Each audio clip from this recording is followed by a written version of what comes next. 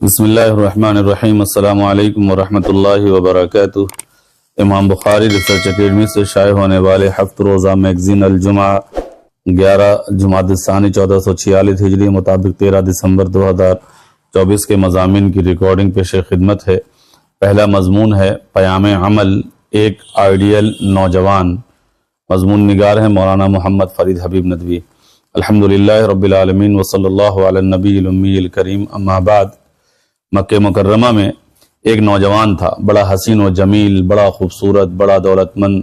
وہ کم عمر تھا، باپ کا سایہ سر سے اڑ گیا تھا، مگر ماں نے بڑے ناز و نعم سے پالا۔ عیش و عشرت کا یہ عالم تھا کہ جو چپل وہ پہنتا وہ اسپیشل طریقے سے کہیں اور سے منگوائے جاتے، وہ جو کپڑا پہنتا وہ خاص طریقے سے یمن سے منگوایا جاتا۔ وہ اتنی اعلیٰ اور قیمتی خوشبو استعمال کرتا کہ پورے مکہ میں شاید کوئی اتنی اعلیٰ خوشبو استعمال کرتا ہو۔ وہ جس گلی سے گزر جاتا گھنٹوں اس کے چرچے ہوتے، اس کی خوشبو اس کا پتہ دیتی۔ ایک لمبے عرصے تک اس کی زندگی انہی چیزوں کے ارد گرد گھومتی رہی، اچھے جوتے، کپڑے، سواری، خوشبو، بالکل ایسے ہی جیسے آج کل کے ماڈلز اور ہیروز کی زندگی ہوتی ہے۔ آج بھی کتنے ایسے نوجوان ہیں جن کے کپڑے، جوتے، پینے کا پانی، گاڑی اور اس طرح کی بہت سی چیزیں دوسرے ملکوں سے منگوائی جاتی ہیں۔ وہ نوجوان بھی ایسا ہی تھا، مگر پھر اچانک اس نوجوان کی زندگی نے ایک دم یو ٹرن لیا۔ ایسے زندگی کے معنی سمجھ میں آنے لگے۔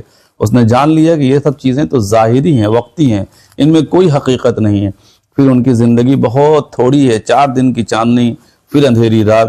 یہ چیزیں زندگی کا مقصد نہیں ہو سکتی۔ چنانچہ اس نے ان ظاہری چمک دمک والی زندگی کو چھوڑ کر حقیقی زندگی بنانے کی کوشش شروع کر دی۔ اس نے اپنا ہاتھ اس عظیم ہستی کے ہاتھ میں دے دیا جو لوگوں کو ان کا مقصد زندگی سمجھانے آئی تھی۔ پھر کیا تھا، اس کی زندگی میں ایک عظیم تبدیلی پیدا ہوئی۔ پہلے اس کی زندگی میں مال و دولت، لباس اور زینت کی اہمیت تھی، اب اس کی زندگی میں دین، قرآن نے اہمیت لے لی۔ پہلے وہ ظاہری خوشبو استعمال کرتا تھا، اب اس کی زندگی میں قرآن کی خوشبو آ گئی۔ اس نے قرآن کو اپنی زندگی کا مقصد بنا لیا۔ اب اسے ہر وقت ایک ہی دھن تھی کہ زیادہ سے زیادہ قرآن کی تعلیم حاصل کرے، دین میں مہارت پیدا کرے۔ اب اس کی زندگی کا ایک ہی مشن تھا کہ کسی طرح اس کا مالک و مولا اسے راضی ہو جائے۔ اس کی محنت رنگ لائی۔ وہ قرآن کا ایسا معلم بنا کہ اس کے ہاتھوں پر سینکڑوں لوگوں نے اسلام قبول کیا، وہ ہزاروں لوگوں کی اصلاح کا ذریعہ بنا۔ پھر یہ بھی دیکھیے کہ جس کی نوجوانی عیش میں بسر ہوئی، جب اسے موت آئی تو اس کے پاس کفن کا پورا کپڑا نہیں تھا، مگر جنت کی اعلیٰ پوشاک اس کا انتظار کر رہی تھی۔ یہ کہانی ہے حضرت مصعب بن عمیر رضی اللہ تعالی عنہ کی، جو حضور اکرم صلی اللہ علیہ وسلم کے عظیم صحابی ہیں۔ ان کی زندگی آج کے نوجوانوں کے لیے ایک بہترین آئیڈیل ہے۔ اس کا پیغام یہ ہے کہ اس ظاہری چمک دمک کے بجائے اپنی زندگی میں قرآن کو اور دین کو اور اس کی حقیقی روشنی کو لانے کی کوشش کی جائے۔ اصل میں یہی کامیابی ہی اصل ہے۔ دوسرا مضمون ہے درس حدیث قسط نمبر 44، دلوں میں چھپی باتوں کے پیچھے نہ پڑیں۔ مضمون نگار ابو طلحہ بنارسی ندوی۔ عن ابی سعید الخدری رضی اللہ عنہ یقول قال رسول اللہ صلی اللہ علیہ وسلم انی لم امر ان انقب عن قلوب الناس ولا شق بطونهم۔ بخاری 4351۔ حضرت ابو سعید خدری رضی اللہ تعالیٰ عنہ فرماتے ہیں کہ نبی کریم صلی اللہ علیہ وسلم نے فرمایا کہ مجھے لوگوں کے دلوں کو کھنگالنے اور ان کے پیٹ کے بھید معلوم کرنے کے لیے نہیں بھیجا گیا ہے، اس کا حکم نہیں دیا گیا ہے۔ اس حدیث میں بتایا گیا کہ ہر انسان کی کچھ ایسی باتیں ہوتی ہیں جو دوسروں سے چھپانا چاہتا ہے، اس لیے ان کے پیچھے پڑنا کسی بھی طرح درست نہیں، کیونکہ ہر انسان کو یہ حق حاصل ہے کہ وہ اپنی باتوں کو راز میں رکھے۔ آج کے دور میں ہم اکثر دوسروں کے بارے میں ہر چیز جاننے کی کوشش کرتے ہیں، کسی کے دل میں کیا چل رہا ہے، وہ کیا سوچ رہا ہے، وہ کہاں سے کما رہا ہے، کتنا کما رہا ہے، یا اس کی زندگی کے پوشیدہ راز اور پہلو کیا کیا ہیں۔ لیکن کیا یہ رویہ اخلاقی طور پر درست ہے؟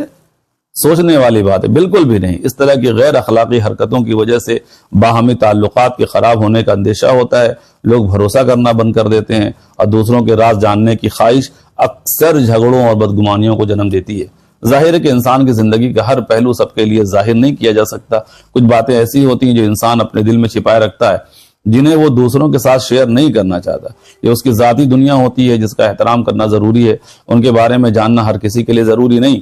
دوسروں کے دل کی باتوں کو جاننے کی خواہش کرنا نہ صرف غلط ہے بلکہ اسلام بھی اس سے منع کرتا ہے۔ اگر کوئی اپنی کسی بات کو چھپانا چاہتا ہے تو اس کی کئی وجوہات ہو سکتی ہیں، جیسے شرم ہے، خوف ہے، یا ذاتی یا خاندانی عزت کا تحفظ ہے۔ اس لیے کسی کے دل میں جھانکنے کی کوشش کرنا اس کی عزت نفس یعنی سیلف رسپیکٹ کو مجروح کرنا ہے۔ اسی طرح ایک دوسری حدیث میں اللہ کے پیارے رسول حضرت محمد مصطفیٰ صلی اللہ علیہ وسلم نے ارشاد فرمایا، جو شخص دوسروں کی کمزوریوں کی ٹوہ میں رہتا ہے اللہ اس کے عیوب کو ظاہر کر دیتا ہے، چاہے وہ اپنے گھر کے اندر ہی کیوں نہ ہو۔ ترمذی۔ یہ حدیث ہمیں یاد دلاتی ہے کہ دوسروں کے راز جاننے کی کوشش کرنا نہ صرف غیر اخلاقی اور گناہ والا عمل ہے بلکہ ہمارے اپنے لیے بھی نقصان دہ۔ قرآن بھی ہمیں یہ سکھاتا ہے کہ دوسروں کی زندگی میں بلا وجہ مداخلت نہیں کرنی چاہیے۔ سورہ حجرات کی آیت نمبر 12 میں اللہ تعالیٰ فرماتے ہیں اور تجسس نہ کرو اور ایک دوسرے کی غیبت نہ کرو۔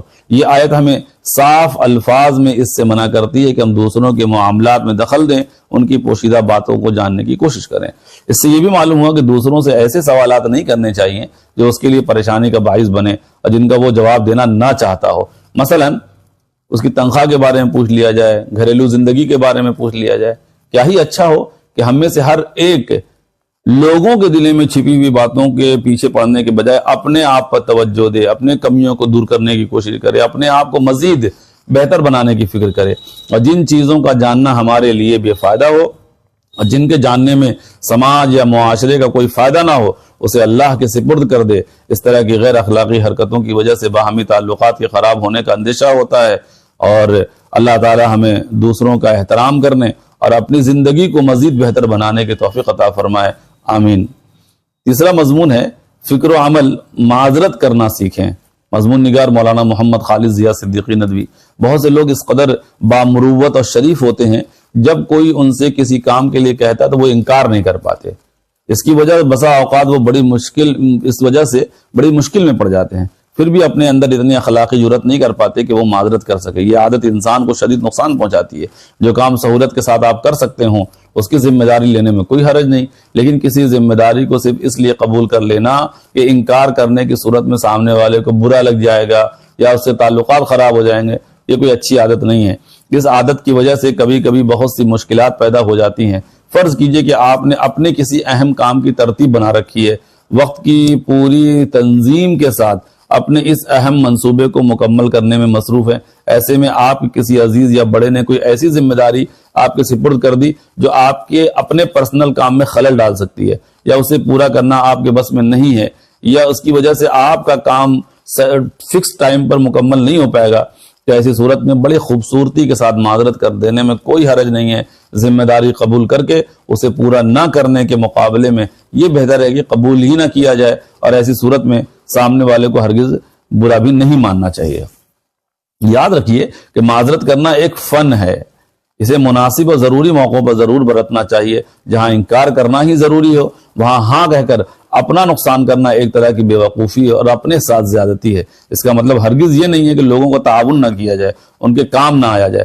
مقصد صرف یہ ہے کہ جب آپ خود کسی اہم کام میں مصروف ہوں اور دوسروں کو وقت دینے کی صورت میں آپ کے کام کو شدید نقصان پہنچنے کا اندیشہ ہو تو اس وقت خوش اسلوبی سے معذرت کر دینے میں ہی عافیت ہے، کیونکہ اپنی طاقت سے بڑھ کر وعدہ کرنے کی عادت نہ صرف آپ کو مشکل میں ڈال دیتی ہے بلکہ آپ کی کارکردگی بھی متاثر ہوتی ہے۔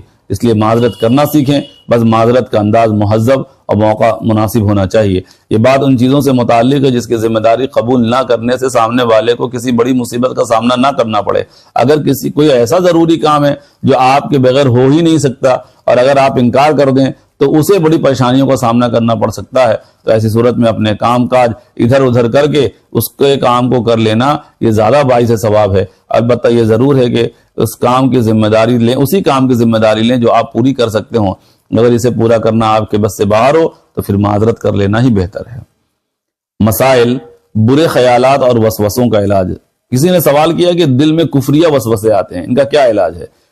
تو جواب اس کا یہ ہے کہ اگر آپ کا سوال کفریہ خیالات اور شیطانی وسوسوں سے متعلق ہے تو واضح رہے کہ غیر اختیاری وسوسہ آنا اور اسے برا سمجھنا ایمان کی علامت ہے۔ حدیث میں ہے کہ حضرت ابو ہریرہ رضی اللہ تعالیٰ عنہ روایت کرتے ہیں کہ صحابہ کرام میں سے کچھ لوگ نبی کریم صلی اللہ علیہ وسلم کی خدمت میں حاضر ہوئے اور کہنے لگے کہ ہم اپنے دلوں میں کچھ خیالات ایسے پاتے ہیں کہ اگر ہم میں سے کوئی ان کو بیان نہیں کر سکتا۔